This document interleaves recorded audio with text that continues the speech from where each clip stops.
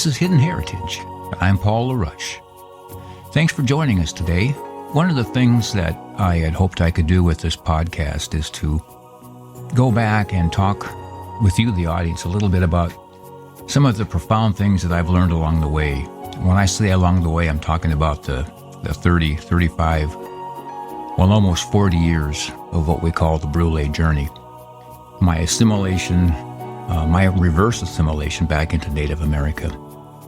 I've had some things happen along the way that have really been life-changing, and sometimes I mention them as little short segments between songs during our concerts and things like that. But I wanted to capture some of these, and one of the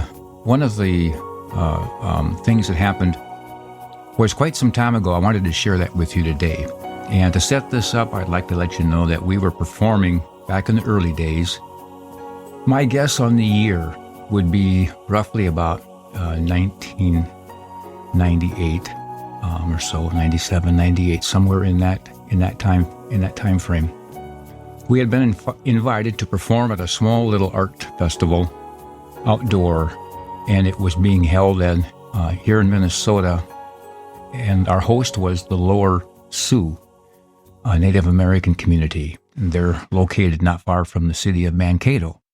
So they have an annual event that's kind of in recognition of the reconciliation movement that continues to take place between those two communities. Those are Mankato and the Lower Sioux community. We can talk more about that at a later time. It's a wonderful event. I'm glad that it's going on. It continues to this day. And so we were there musically, and as I recall, the thing that started this occasion and the reason for this story coming about was the fact that I was having one of those bad days, and we all have those. You know, especially at midlife, where we are all in pursuit of our destination. We're looking for happiness. We're trying to fulfill our dreams and live up to everyone's expectations, especially our own. And sometimes when things don't go that great, you can get down on yourself, and sometimes it's worse than other times, and it can even go into a depression state at some time. Well, I was kind of on that brink, and the reason for my problem at that time was I was frustrated. The Brulé journey had its start. When you think about it, I should not have been that frustrated, but we covered our Lakota family that we had been separated from at birth. We'd been reunited. We had the group Brulé started, and my daughter Nicole was performing with us, our good friend Chuck Davis. And so we were started, we were doing okay, but I was frustrated that things weren't taking a little bit bigger step than what I'd hoped, and I really had my hopes set on finding a record deal and being able to create some kind of income that could propel us on to the next, what I called the next level, and it just wasn't happening. This was after about a year, and we were at these smaller shows, and so I was kind of down on myself. You might even say that I was moping around a bit, and in general, just having a bad day. And it was then that this story really starts. There was an elder who had kind of been observing us and watching us and listening to the music. I recall his name. His name was Emmett Eastman. And I've since done some other research and stories on him, which I can share too a little bit later on, or probably in another podcast. So Emmett was listening to us, and he saw me kind of separate myself from the group, went over and sat down by a tree in the shade on a hot summer day, and was kind of reflecting, and he walked over and he said, "Hey, how are you?" And I said, "Not too bad. I've had better days." He said, "Yeah." He says, "What's the problem?" And I said, "Nothing." And he said, "No, that's not it. I can see there's something going on." And so he continued to probe until I finally opened up a little bit and told him kind of some of my depressing thoughts that I was having at the time. And he sat there for a moment, probably for a couple, 2 or 3 minutes, and didn't say anything, which I thought was unusual at the time. I've come to find out as years have gone by, that's not unusual at all when you are speaking to some of the Native American and Lakota elders in particular. They take their time and they think a lot before they respond. And anyway, he finally turned to me and said, I think what you should try to do, and probably one of the things missing for you, is you need to just listen to and follow the 7 directions. And my first thought was, oh, here we go. This is kind of going to be an old Indian story of some sort. But I didn't say anything, and I let him speak. And he went on, and this is what he told me. He said, Paul, back in early days, before we had road maps and instruction manuals and reference books, we had to figure things out too, and we all had bad days. And so how did we do that?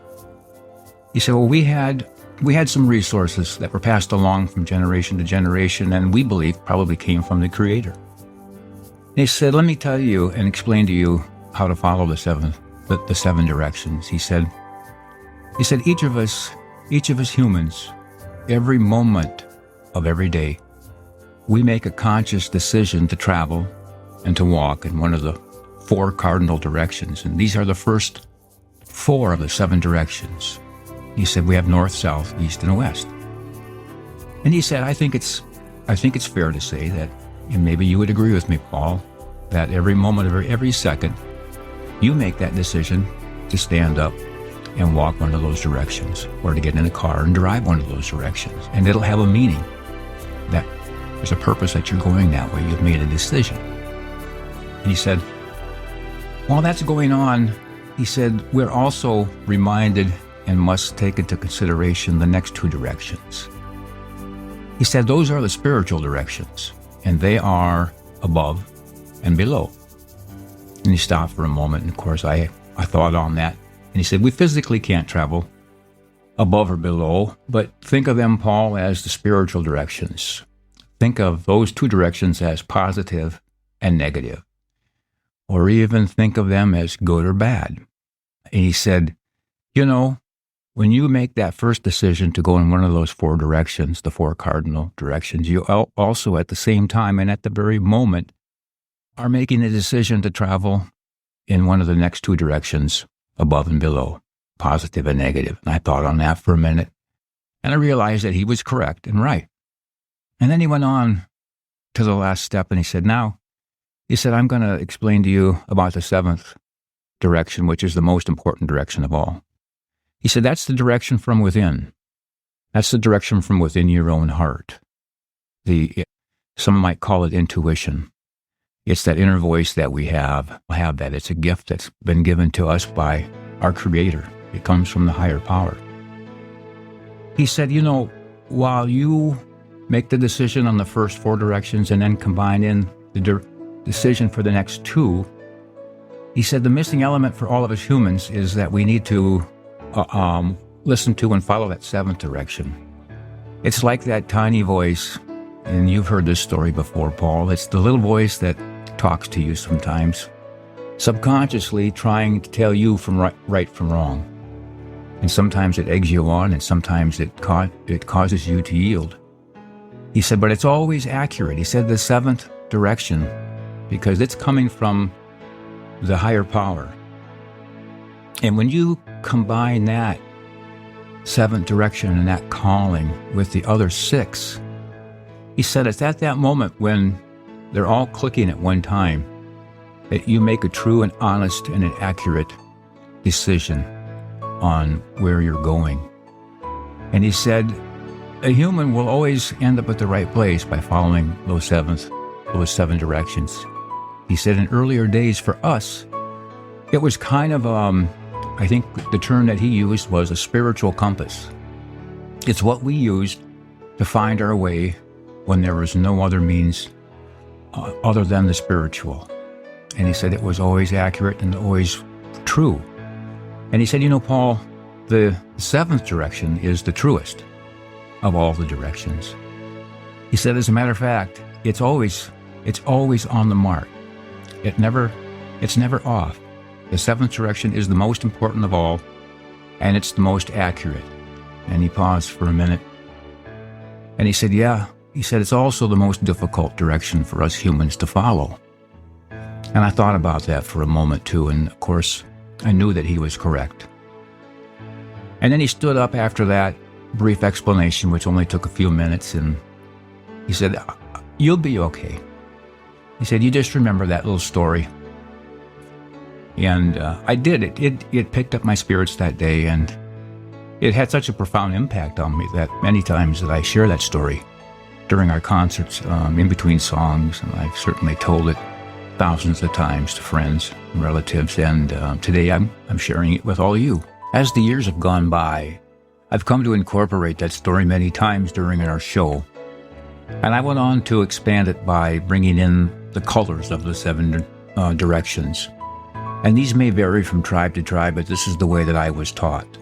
The 4 cardinal directions, north, south, east, and west, are represented by the colors red, black, yellow, and white. The next 2 directions, above and below, are represented by the color green, represents Mother Earth, and the color blue represents Father Sky. And finally, we come to the 7th direction, the most important direction of all, which is the color purple, and that is the direction from within. During our show, we bring out 7 flags with these 7 colors to help tell the story. So if you see that in one of our videos or one of our concerts, now you'll know the story behind the story. I'm Paul LaRoche, and this is Hidden Heritage.